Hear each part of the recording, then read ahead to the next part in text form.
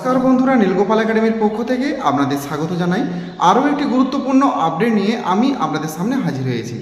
বন্ধুরা, আজকের ভিডিওতে আইসিটি কম্পিউটার টিচার 6 পেজ এবং 7 পেজের বিশেষ গুরুত্বপূর্ণ আপডেট রয়েছে, তা নিয়ে বিস্তারিত আলোচনা করব। সো বন্ধুরা, ভিডিওটি শুরু থেকে শেষ পর্যন্ত স্কিপ না করে অবশ্যই দেখবেন। আর আপনি যদি আমার চ্যানেল নতুন এসে থাকেন তাহলে অবশ্যই চ্যানেল সাবস্ক্রাইব করুন, পাশে দেওয়া বেল আইকনে ক্লিক করতে ভুলবেন না পরবর্তী নতুন ভিডিও নোটিফিকেশন পেতে। চলুন বন্ধুরা, ভিডিওটি শুরু করা যাক। বন্ধুরা, এসটি এর তরফ থেকে 15ই জুন বিকাশ ভবনে একটি ডেপুটেশন কর্মসূচির আয়োজন করা হয়েছে। এই ডেপুটেশন কর্মসূচি শুধুমাত্র আইসিটি কম্পিউটার টিচারদের জন্য। বিশেষত আইসিটি কম্পিউটার টিচার 6 পেজ এবং 7 পেজদের সবচেয়ে গুরুত্বপূর্ণ বিষয় এখানে আলোচনা করা হবে। আইসিটি 6 পেজ এবং 7 পেজের স্থায়ীকরণ এবং বেতন বৃদ্ধিকরণ, এই দুটি বিষয় এই ডেপুটেশন কর্মসূচিতে সবচেয়ে গুরুত্বপূর্ণ এবং প্রধান বিষয়। এইটিকে নিয়ে বেশি করে আলোচনা করা হবে। এখন আমি আপনাদের বলবো যে ওই দিন ডেপুটেশনে কোন কোন বিষয় আলোচনা করা হবে। প্রথমে বলে রাখি, কম্পিউটার শিক্ষার অগ্রগতির জন্য কম্পিউটার বিষয়কে নির্দিষ্ট শ্রেণী পর্যন্ত বাধ্যতামূলক করতে হবে এবং সমস্ত বিদ্যালয়ে কম্পিউটার টিচার নিয়োগ করতে হবে। এছাড়াও প্রথম থেকে পঞ্চম ফেজ পর্যন্ত সমস্ত আইসিটি শিক্ষক শিক্ষিকাদের প্রায় 2 বছর আগে বর্ধিত বেতনের এরিয়া প্রদান করতে হবে। হ্যাঁ বন্ধুরা, এই এরিয়া নিয়ে সমস্ত আইসিটি টিচার খুব সমস্যার মধ্যে রয়েছে। অনেক দিন হয়ে গেল, কিন্তু বেশ কিছু জেলাতে বেশ কিছু ডিআই অফিসে এরিয়া প্রোভাইড করলেও এখন অনেক জেলাতেই কিন্তু এরিয়ার টাকা প্রোভাইড করা হয়নি। যাতে দ্রুত এই এরিয়ার টাকা প্রোভাইড করা হয় সেই বিষয়টিও কিন্তু ওই দিন আলোচনা করা হবে। এছাড়াও কম্পিউটার শিক্ষক শিক্ষিকাদের বিদ্যালয়গুলোতে পড়ানো ছাড়াও সমস্ত অফিসিয়ালি কাজের দায়িত্ব জোর করে চাপিয়ে দেওয়া হচ্ছে। শিক্ষার্থীদের স্বার্থের কথা ভেবে নির্দিষ্ট জব রোল তৈরি করতে হবে। এমন কিছু বিদ্যালয় রয়েছে যেখানে শুধুমাত্র অফিসিয়ালি কাজ করতে বাধ্য করে হয় আইসিটি কম্পিউটার টিচারদের। সেখানে কোনো স্টুডেন্টদের ক্লাস নিতে দেওয়া হয় না, খুব অল্প সংখ্যক 2-1 সপ্তাহে ক্লাস দেয়। তো যেহেতু এই কম্পিউটারগুলো শুধুমাত্র ছাত্রছাত্রীদের শেখানোর উদ্দেশ্যেই বিদ্যালয়ে প্রোভাইড করা হয়েছে, এই জন্য শিক্ষকদের বাচ্চাদের শেখানোর সময় দিতে হবে। হ্যাঁ, সপ্তাহে 20টা 22টা ক্লাস থাকবে, ক্লাস সামলে যদি সময় থাকে তখন অফিসিয়ালি কাজ করবে। কিন্তু যেহেতু কম্পিউটার শিক্ষক ছাত্রছাত্রীদের স্বার্থের জন্য ওই বিদ্যালয়ে গেছে, এই জন্য টিচারকে ছাত্রছাত্রীদের কম্পিউটার শিক্ষা দেওয়ার জন্য সময় দিতে হবে। শুধু স্কুলের কাজ করালে চলবে না, এই বিষয়টাও কিন্তু ওই দিন আলোচনা করা হবে।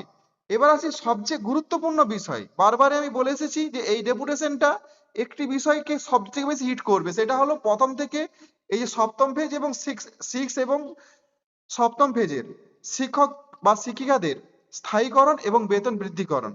এইটা অত্যন্ত গুরুত্বপূর্ণ একটা বিষয়। 6 পেজ এবং 7 পেজের স্থায়ীকরণ এবং বেতন বৃদ্ধিকরণ, এই দুটো বিষয় ওই দিন বেশি গুরুত্ব সহকারে কিন্তু আলোচনা করা হবে।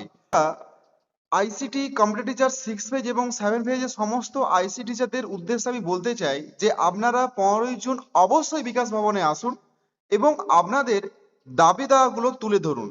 যত বেশি সংখ্যক বিকাশ ভবনে আপনারা উপস্থিত হবেন, তত আপনাদের দাবি দাওয়াগুলো কিন্তু জোরদার হবে। কারণ এসটি এর প্রতিনিধি টিম অবশ্যই ওখানে থাকবে। আপনারা আসুন, ওনাদের সঙ্গে যোগাযোগ করুন এবং যত পারেন বেশি সংখ্যক ওখানে উপস্থিত হন। বাড়ি থেকে শুধুমাত্র ফেসবুকে প্রতিবাদ করলে কিন্তু আপনাদের সমস্যা কোনোদিনই সমাধান হবে না। বন্ধুরা, এখানে একটা কথা আপনাদের বলে রাখি যে 6 পেজ এবং 7 পেজের সরকারিকরণ এবং বেতন বৃদ্ধিকরণ অত্যন্ত গুরুত্বপূর্ণ বিষয়। কিন্তু আপনাদের বেশ কিছু সংখ্যক টিচার আমি লক্ষ্য করছি ফেসবুক এবং বিভিন্ন ডিজিটাল প্ল্যাটফর্মে গিয়ে ওনারা ফার্স্ট পেজ থেকে ফিফথ পেজকে বিভিন্ন অপমানজনক কথাবার্তা বলছেন। এইগুলো থেকে আপনারা বিরত থাকুন। বারবার বলছি যে ফার্স্ট পেজ থেকে ফিফথ পেজকে অপমানজনক কটূক্তি করা বন্ধ করুন। কারণ ওনারা লড়াই করে আজকে স্থায়ীকরণ এবং বেতন বৃদ্ধিকরণ এই পর্যায়ে এসেছে বলেই আপনাদের লড়ার জায়গাটা হয়েছে। আপনারা বলুন তো, কোন বিষয়কে সামনে রেখে আপনারা বলতেন যে আপনাদের স্থায়ীকরণটা হোক, যদি ফার্স্ট পেজ থেকে ফিফথ পেজে সরকারিকরণ এবং বেতন বৃদ্ধি না হতো?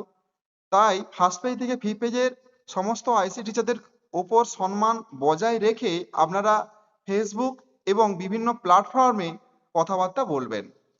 নইলে এমন এক সময় আসবে যে আপনাদেরকে কেউ সাহায্য করবে না। কারণ মনে রাখবেন, এই যে এসটিএ আপনাদেরকে সাহায্য করছে, এই এসটিএ যেসব লিডারশিপ করছেন যে সমস্ত আইসিটি টিচারগণ, ওনারা ফার্স্ট পেজ থেকে ফিফথ পেজের মধ্যেই অন্তর্ভুক্ত। তাই ওনারা আপনাদের জন্য এত কিছু করছে, আর আপনারা কটূক্তি করবেন বিভিন্ন প্ল্যাটফর্মে, এটা তো মেনে নেওয়া যায় না। তাই আপনাদেরকে আমি বারবার রিকোয়েস্ট করছি যে এইগুলো থেকে আপনারা কিন্তু বিরত থাকুন, নইলে কোনো সাহায্য কিন্তু ভবিষ্যতে আপনারা পাবেন না। আর আপনারা এটা খুব বুঝতে পারছেন ভালোভাবেই যে নিজেরা লড়াই করে যদি আপনাদের সফলতা আসতো তাহলে অনেক আগেই এসে যেত। সবার সাহায্যের প্রয়োজন আছে বন্ধুরা।